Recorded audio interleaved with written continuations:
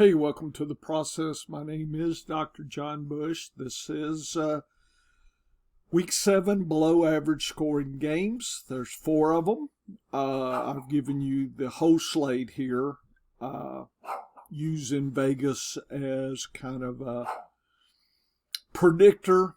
All this kind of analysis that I go through is to inspire thinking and is probably really for fine tie-breaking kind of situations. I mean, you could certainly use it for daily fantasy or trades or these kind of things, picking up last-minute players. But more than anything else, it's designed to, inspire you to think a little deeper. If you're thinking differently than what I'm presenting, this is an opportunity for you to investigate.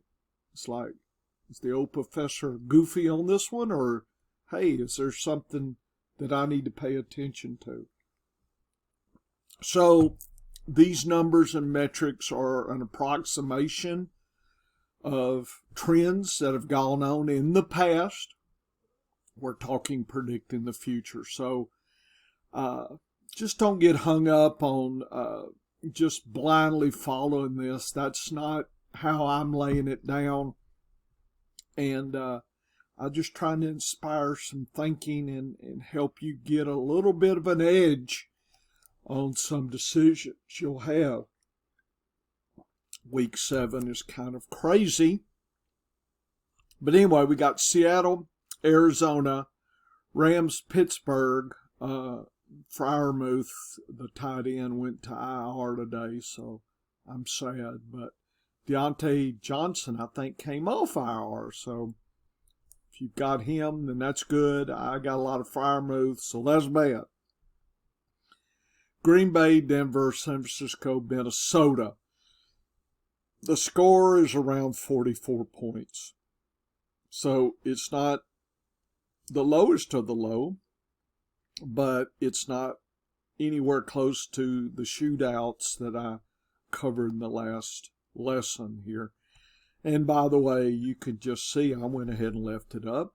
Thursday's game really outscored what Vegas was. Vegas really got it wrong there. So it happens, right? Look at 39. They had New Orleans winning. It was close, though, -1, so that probably tells you that it's a little shaky on Vegas's predictions. And if I get a chance, I'll go through these, 6 games because we've already had the Thursday game. Okay, so let's start with Seattle, Arizona. Seattle doubles the output of Arizona right away. DAPS has been doing better than you might think. When I think about this, I think Arizona may do better than 14. But that's what Vegas says, so, it's hard to say. So let's look at the metrics here. The first box is the Vegas.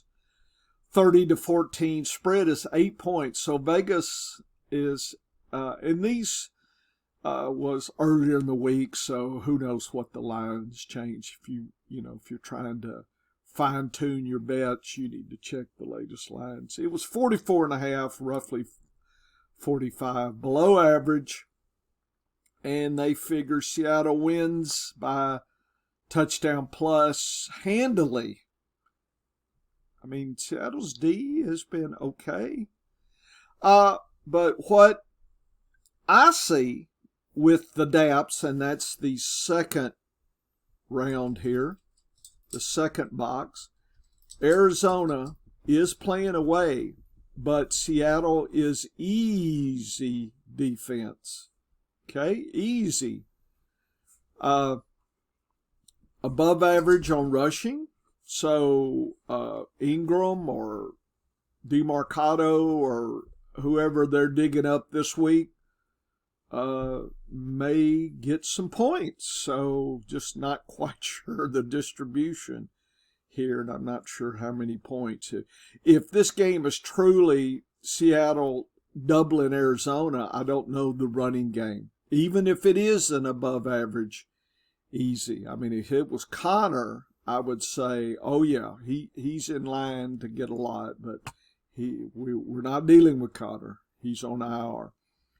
Quarterback easy, wide receiver. So this stacks up as a very good passing for the wide receivers. Zach Ertz, I have some Zach Ertz to replace Freiermuth. Hate to see it's below average. It's not impossible. Kicker's fine. You don't want to play the Arizona defense.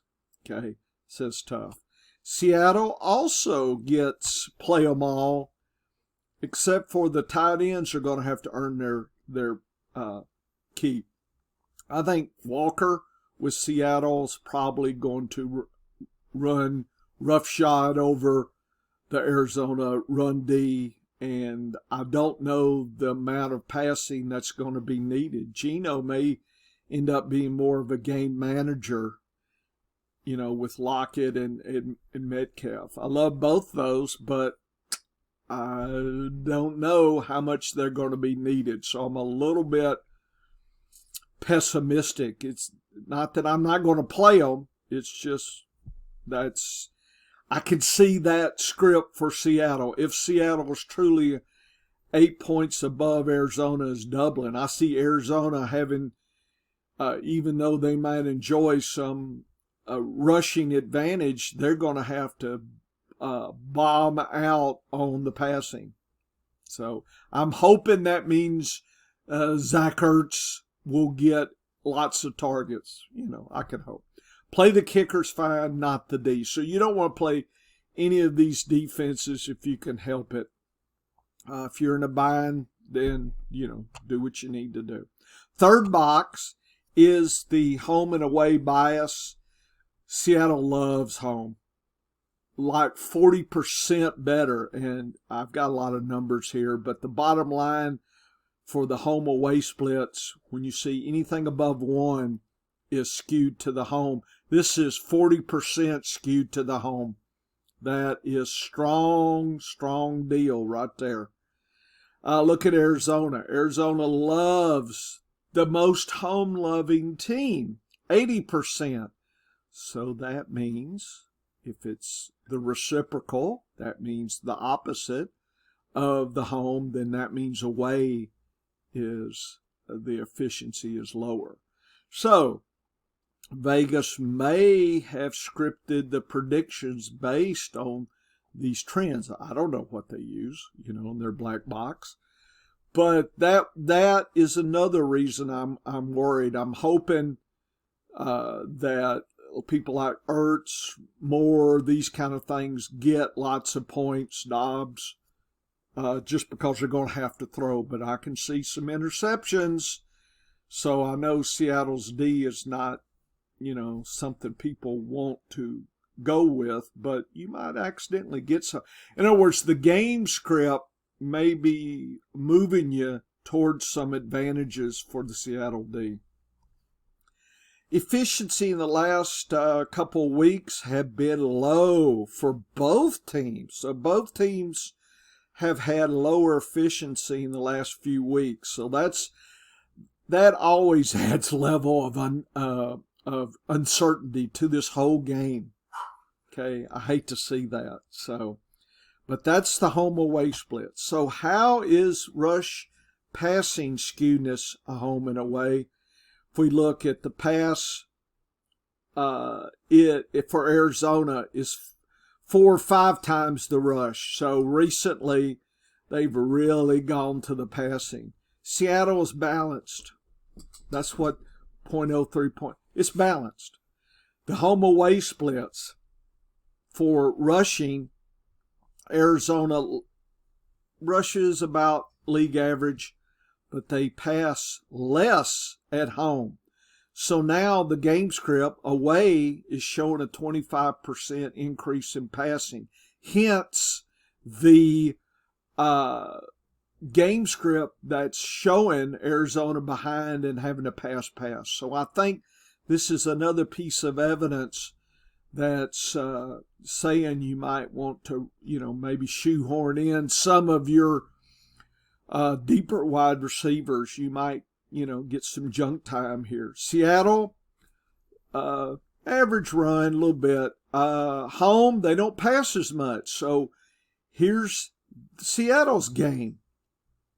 I think Walker runs a lot and they'll pass less. So I'm a little concerned about Lockett's been questionable. I don't know if he's still on the injury report. Check that. Metcalf. So I think they're going to underwhelm us. In other words, you're wanting multiple touchdowns. I think if you can get a touchdown from Lockett and Metcalf, I think you take it and you're happy. The tight ends, again, I don't know if they're going to need really a lot of red zone activity from the tight ends. So if you're playing Fant or Disley, you're really in a bind. If you've got Freiermuth, I understand you could be in a bind.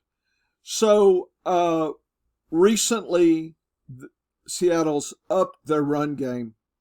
Passing's been Arizona hasn't been running. It's all passing. So these metrics support that game script there that I kind of tried to outline.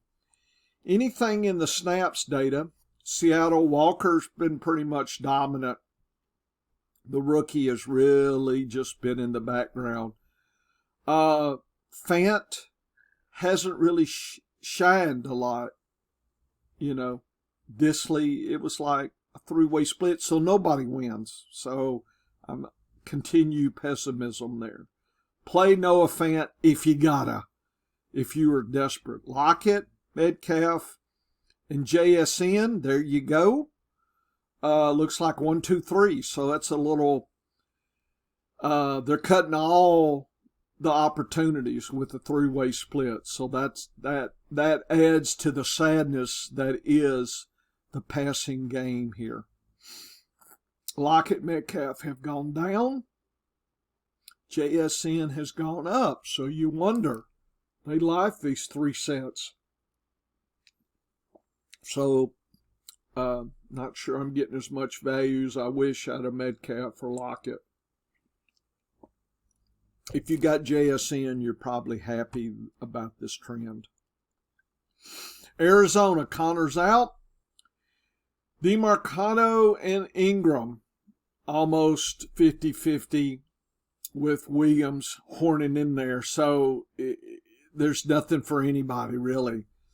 And given the scenario, I'm not sure we're expecting a lot of that. They've both, since Connor's out, they've both gone down.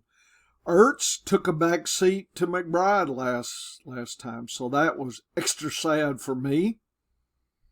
I don't know if that split continues. I don't know if Ertz was banged up a little bit, just enough to they wanted to be cautious. Not sure how that snap share went, but with passing being a premium, I hope that Ertz bounce back. Brown and Wilson is coming on. Wilson is really coming on. He might be worth a deep grab. Rondale Moore's Rondale Moore.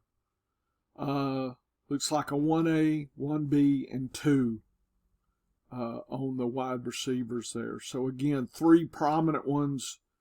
It's always nice just to see 2 prominent, so you can concentrate on the opportunities. So, I would play Brown, Wilson, and Moore if you got them. I would look to pick up Wilson, maybe. So I think Arizona's going to have to pass. That fits with their biases and efficiency. Seattle's going to run a lot more. And if you've got Walker, this, I think everybody knows, is the time to play him. And I'm a little bit down on Lockett, Metcalf, JSN. I think they're cutting each other's throat, and I wouldn't play in the tight ends. Okay. So, next game. Rams, Pittsburgh, 25-19. So what does Vegas say? Vegas says 3 points, 25-19. Rams dominate Pittsburgh. I don't know if that's domination. Below average, around 44. Okay. So the DAPS, the defense, the game script scenarios. Rams get an easy ride on rushing, passing here, except for their tight end. You want to use the kicker and the D for the Rams. So other than the tight end, it's all systems go here. It's just, as you know, with the running, it's been a two-way split. So I don't know if Warren or Harris gets enough to have a dominant game. Definitely going to be passing. Deion Johnson, I think, is coming off IR. Don't know if he's going to play. So it all looks good for the Rams with Kupp dominant, and then Puka getting a few. I do hate to see Puka kind of declining a little bit, but again, he was so high without Kupp. I mean, what did you expect? But I still think he's worthy of a start. Pittsburgh, tough situation, except for the quarterback and the tight end. Boy, would this been a crush fire move.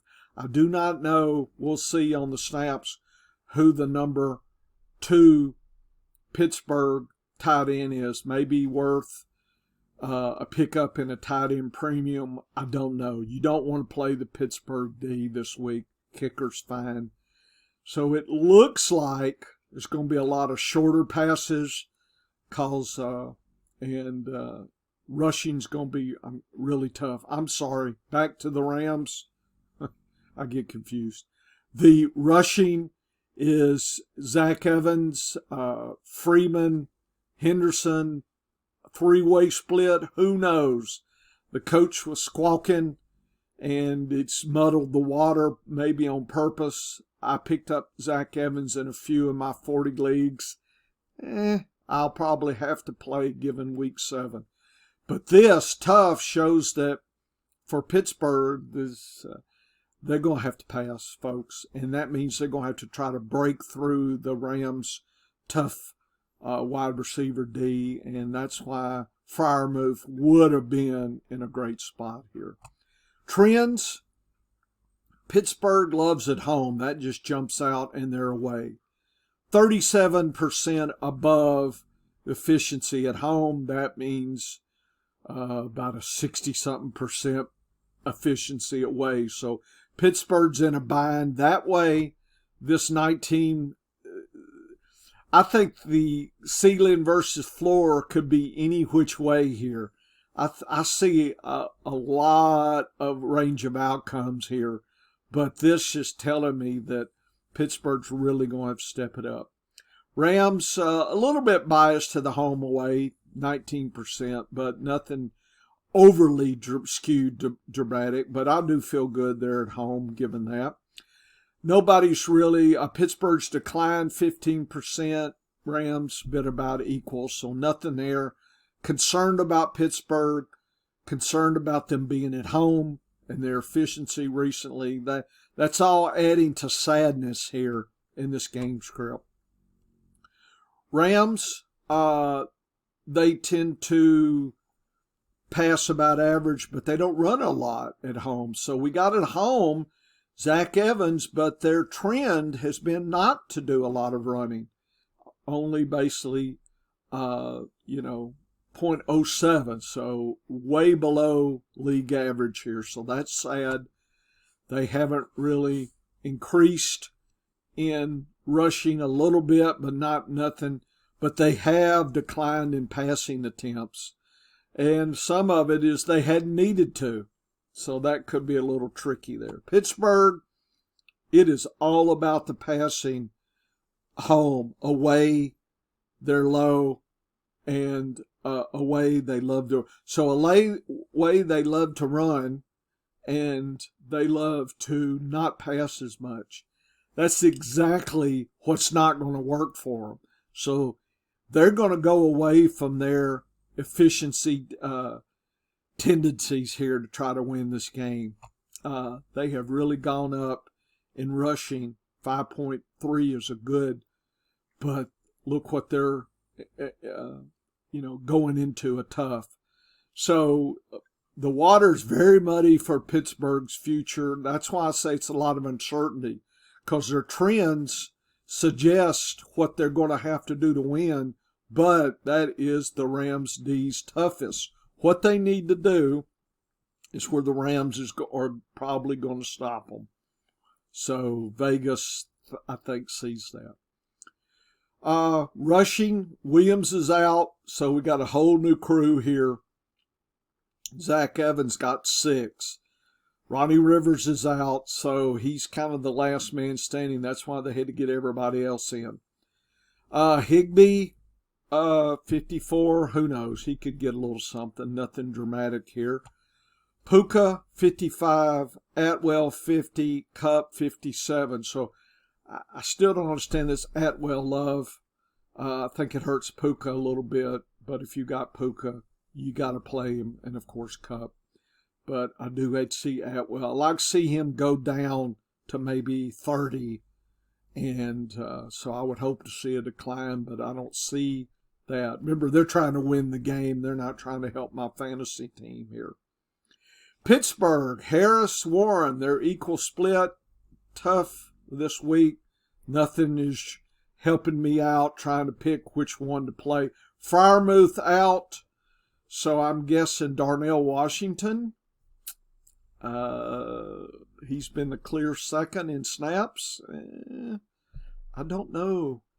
I'd have to do some serious research. I might pick him up in a few desperation leagues here, but that's the only reason I would pick him up is because of this DAP number right here. And that is me so desperate that I'm looking for any straw to grasp, and that is an interesting straw to grasp for extra easy. But I have no clue if Hayward is better or worse than Washington, because he stepped up as well.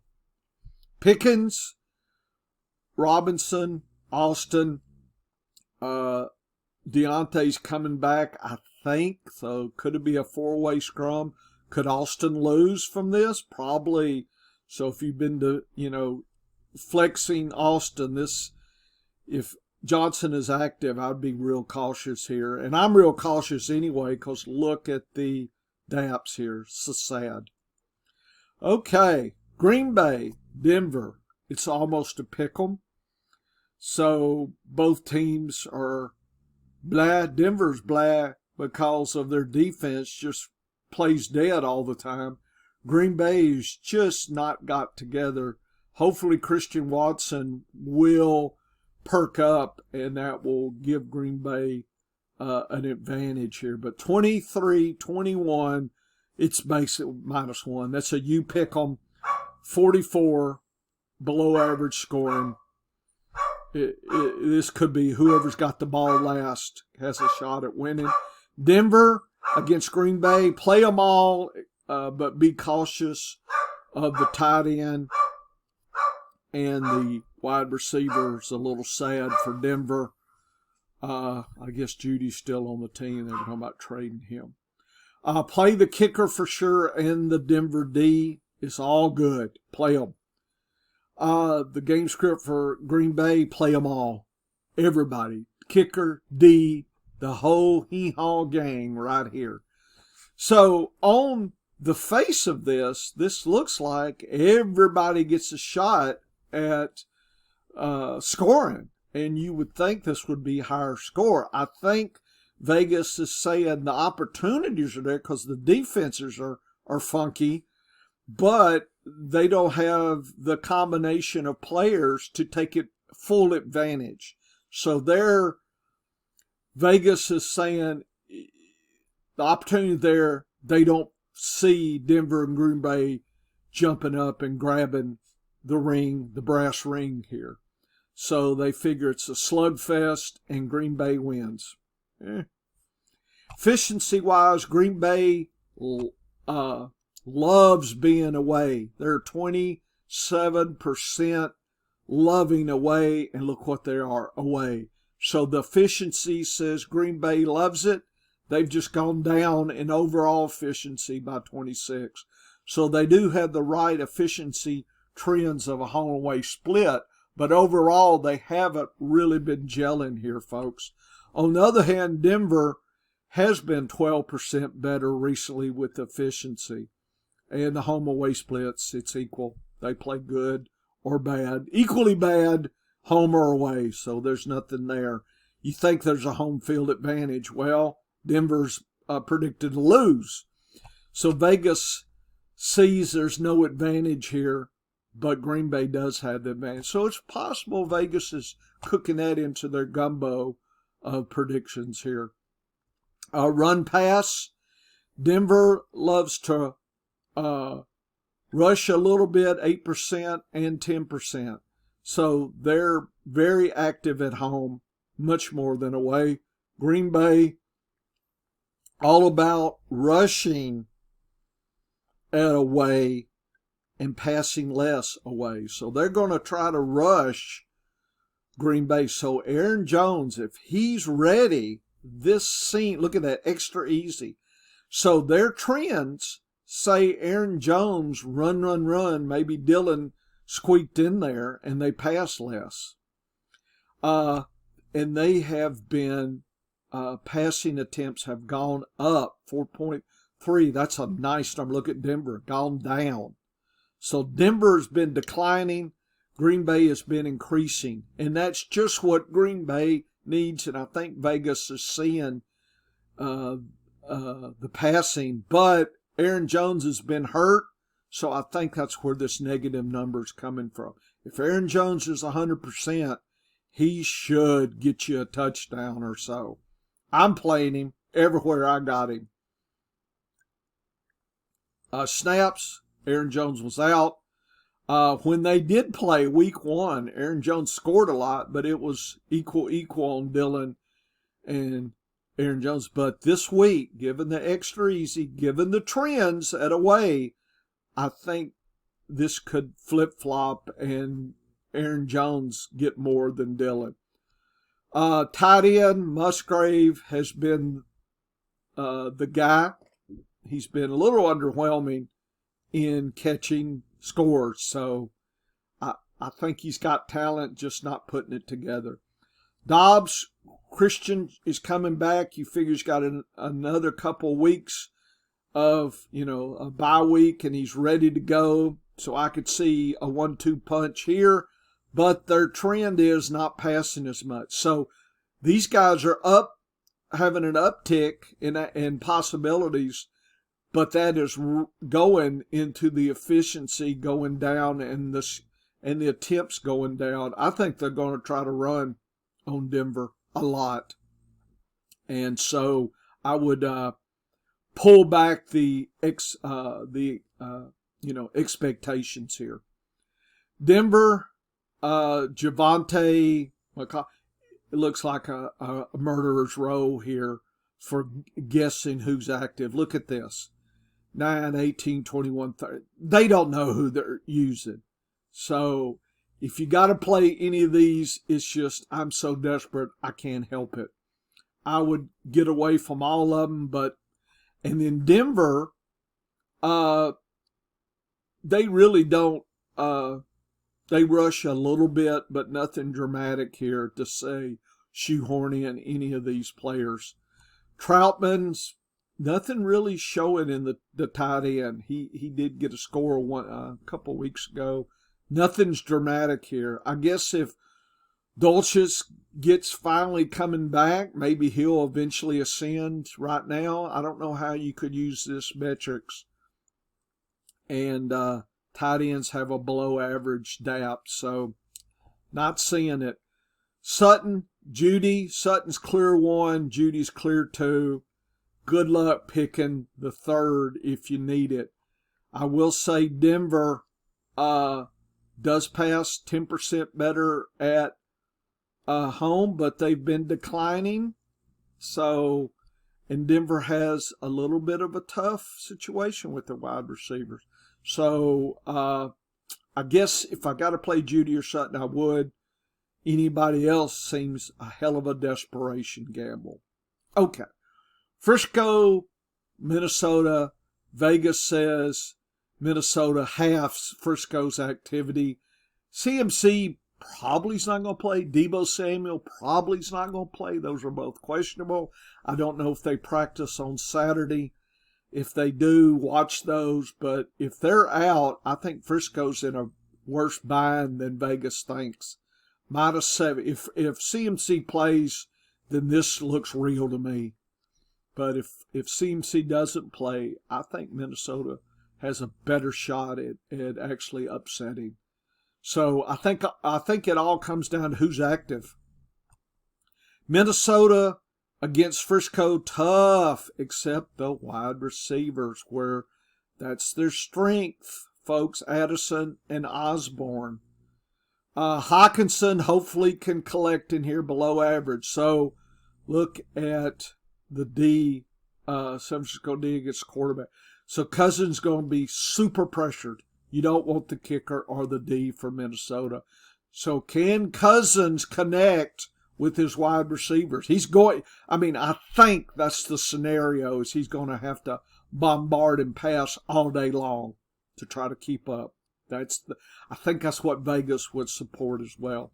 Frisco, Minnesota's pretty easy, except the rushing is a little tough. But if CMC plays, I'm not worried. If he doesn't, then I think Purdy's going to have to prove to us. He had a little trouble last week trying to be the one-man show of passing. So I'm a little concerned if CMC is not there. And if Debo's not there, it seemed like an Ayuk game to me. And Kittle, you play the kicker and the D here this week. Trends, Minnesota. I'm sorry, that is wrong. That is Tampa Bay's. Sorry, I made a mistake there. Well, for sure, Minnesota is away biased, and so Minnesota's played at home, so that's not good. I don't know why I thought they were playing Tampa Bay. Huh. Okay, that's not right. Minnesota. Did I switch Arizona? No. Did I switch?